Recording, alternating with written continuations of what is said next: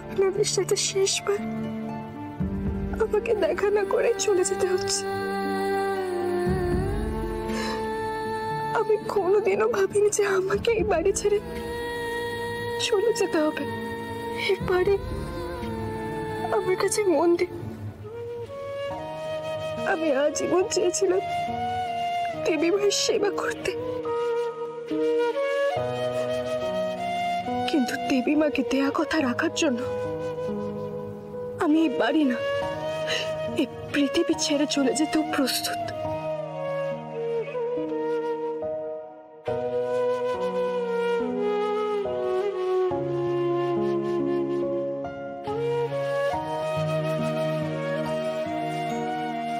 আজকের পর আমাদের মনে হয় আর দেখা হবে না। তবে আমি যেখানেই থাকি না কেন, আমি সবসময় আপনাদের আর এই পরিবারের মঙ্গল কামনা করব।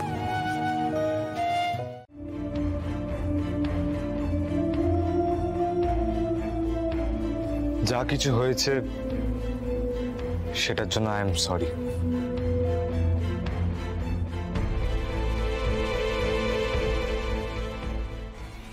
এইভাবে সারা জীবন আমার সামনে তোমাকে মাথা নত করেই থাকতে হবে ঈশান? আমার মিথ্যের জন্য আমার আর তোমার এঙ্গেজমেন্টটা ভেঙেছে, কিন্তু আমি তোমার সাথে এঙ্গেজমেন্ট করতে রাজি।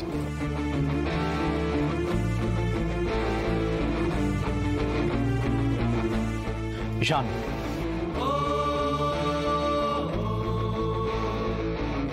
এই প্রথম তুই নিজে একটা ডিসিশন নিয়েছিস। I am very happy for you. না ভাইদা,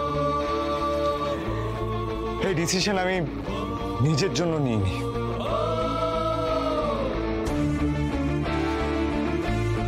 মিষ্টি মানে তুই তো এক্ষুনি নিজের মুখে বললি যে এনগেজমেন্টটা তুই করতে চাস। চাই তো, কিন্তু এই ডিসিশন বা এই সিদ্ধান্ত আমার নিজের জন্য নয়। মানেটা কি ঈশান? মানে এই ডিসিশন আমি কুসুমের জন্য নিয়েছি।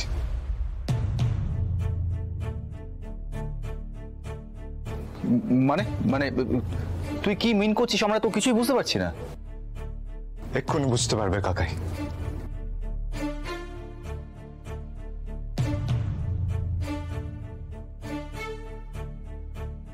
ঈশান সাহেব, দেবী মা ছোট্টবেলা থেকে আজ অব্দি আপনার জন্য যা যা করেছেন আপনার ভালো চেয়েই করেছেন। আমি নিশ্চিত আপনার জীবন সঙ্গী বেছে নেওয়ার সিদ্ধান্ত উনি হাজারবার ভেবেই নিয়েছেন। যা হয়েছে সব ভুলে আপনি ওনার সিদ্ধান্ত মেনে নিন। আপনি তো বলেন আমি আপনার সব থেকে প্রিয় বন্ধু। আমি যদি সত্যি আপনার বন্ধু হয়ে থাকি না, তাহলে আমার এই কথাটা রাখুন।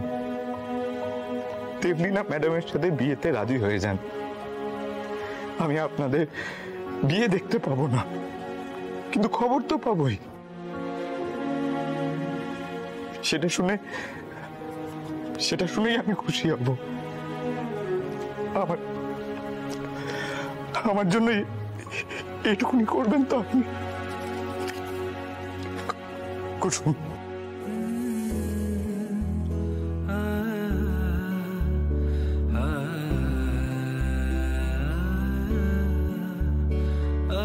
আমি জানি না কুসুম কোথায় গেছে,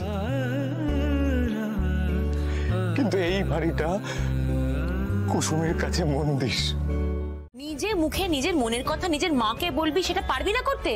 ভালো হয়েছে, এবার সারা জীবন ওই মেয়েটাকে তোকে সহ্য করতে হবে। কেন যে তুই রাজি হতে গেলি ঈশান? কাকিমণি, আমি রাজি হইনি, তুমিও জানো, কিন্তু জাদুকরের কথা যে আমি ফেলতে পারবো না। মানেটা কি? একটা কাজের মেয়ের জন্য তুই এখন আগুনে ঝাঁপ দিবি নাকি ঈশান?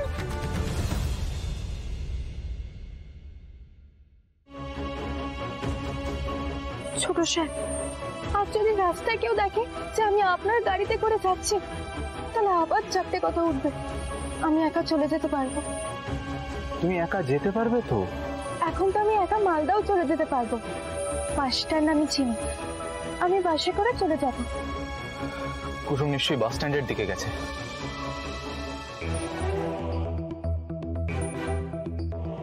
এই যে কুসুম চিঠি লিখে গেছে, আর এটার সম্মান আমাকে রাখতে হবে কাকিমণি। আগের দিন এঙ্গেজমেন্টে সবার সামনে আমি বলে দিয়েছিলাম যে কুসুমকে আমি ভালোবাসি। একবারও ভাবিনি যে এই মিথ্যে কথাটা কুসুমের উপর কি এফেক্ট পড়তে পারে। 2 দিন হয়ে গেল, ওর কাছে গিয়ে ক্ষমা পর্যন্ত চাইনি আমি। আর আজও বাড়ি ছেড়ে চলে গেছে, জানি না কোথায় গেছে।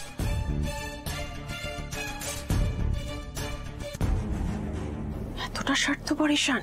তোমার কথায় আমি এঙ্গেজমেন্ট ভাঙতে রাজি হয়ে গেছিলাম,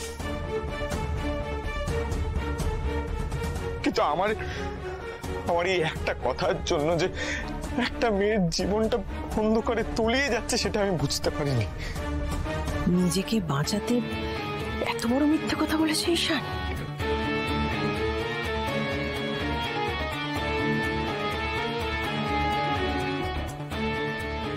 কার সাথে কথা বলছিলে তুমি?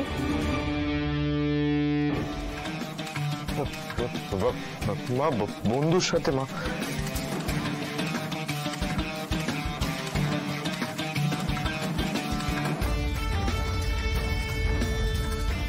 এই রে দিদি, তো আমাকে তো লুকোতে হবে।